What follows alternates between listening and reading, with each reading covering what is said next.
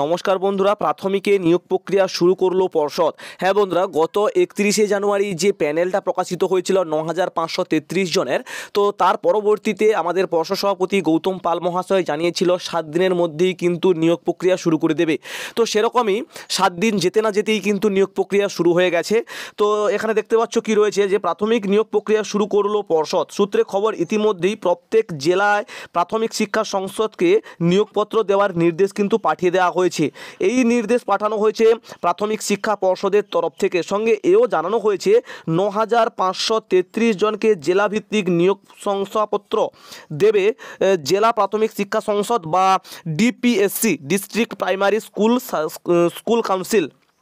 সঙ্গে এও জানানো হয়েছে যে আইনি জট থেকে বাঁচতে নিয়োগপত্রে সুপ্রিম কোর্টের নির্দেশের কথাও কিন্তু উল্লেখ করতে হবে। প্রসঙ্গত 2017 সালে 9 অক্টোবর টেটের বিজ্ঞপ্তি প্রকাশিত হয়েছিল। 2021 সালে জানুয়ারি মাসে পরীক্ষা হয় এবং 2022 সালের 10ই জানুয়ারি কিন্তু ফল প্রকাশ হয়।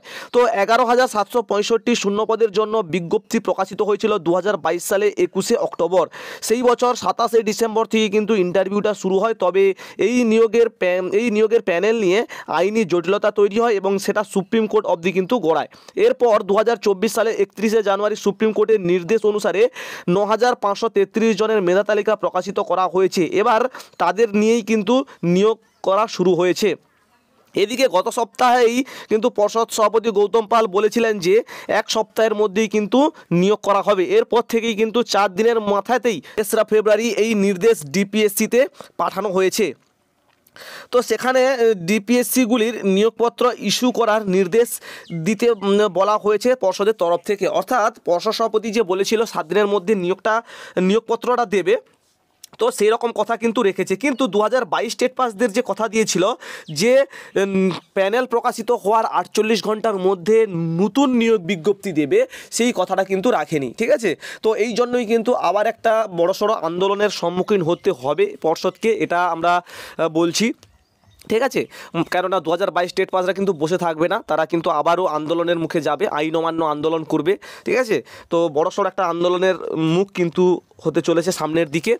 তো এবারে আগামী 22 তারিখে সম্ভবত লোকসভা ভোটের একটা দিন ঘোষণা হবে এবং তার পরবর্তীতে কিন্তু আর কোনো চান্স থাকবে না 2022 স্টেট পাসদের হাতে। কেননা তোমরা প্রত্যেকেই জানো, ভোট ঘোষণা হয়ে গেলে কিন্তু আর আমাদের নিয়োগ বিজ্ঞপ্তিটা আসবে না। তো 22 তারিখের আগে যা করণীয় আমাদেরকে করতে হবে। তো এবারে তোমাদের জন্য একটা বিশেষ বিজ্ঞপ্তি, যারা যারা আগামী দিনে টেট ইন্টারভিউ দিতে চলেছো, তোমাদের জন্য একটা পিডিএফ সেট কিন্তু আমি রেডি করেছি। যেই পিডিএফটার মধ্যে প্রায় 1800 মতো কোশ্চেন রয়েছে। তার সঙ্গে সঙ্গে আমার টেলিগ্রাম গ্রুপ থেকে আরও 1000 মতো প্রশ্ন পেয়ে যাবে। অর্থাৎ প্রায় 3000 মতো প্রশ্ন উত্তর তোমরা পাবে এবং তার সঙ্গে আবার পরবর্তীতেও কিন্তু নতুন প্রশ্ন তোমরা সেই টেলিগ্রাম গ্রুপে পাবে। ঠিক আছে, তো এই পিডিএফটা যদি তোমরা পারচেস করতে চাও তাহলে এই যে নাম্বারটা দেখতে পাচ্ছ, এই নাম্বারে তোমরা যোগাযোগ করো। মূল্যটা মাত্র 399 টাকা। ঠিক আছে, আর এই পিডিএফের যে কোশ্চেনগুলি, এগুলো কিন্তু চলতি নিয়োগ প্রক্রিয়াতে যারা অংশগ্রহণ করেছিল তাদের কাছ থেকে কিন্তু কালেক্ট করা। ঠিক আছে, তো উত্তর সমেত রয়েছে। অবশ্যই তোমরা পিডিএফটা পারচেস করে নিয়ে পড়াটা শুরু করে দাও, কেননা খুব রিসেন্ট তোমাদের হয়তো ইন্টারভিউর বিজ্ঞপ্তি আসতে চলেছে। ঠিক আছে, 22 তারিখের আগে আসার একটা কিন্তু বড়সড় চান্স রয়েছে। আর 2020-22 সেশনে যে সমস্ত ক্যান্ডিডেটরা রয়েছে, তোমরা তো প্রত্যেকেই জানো ভালোভাবে, সুপ্রিম কোর্টের নির্দেশ 6 সপ্তাহের মধ্যে ইন্টারভিউ নিতে হবে। তো তোমরা ইন্টারভিউর জন্য অবশ্যই প্রস্তুতি নাও।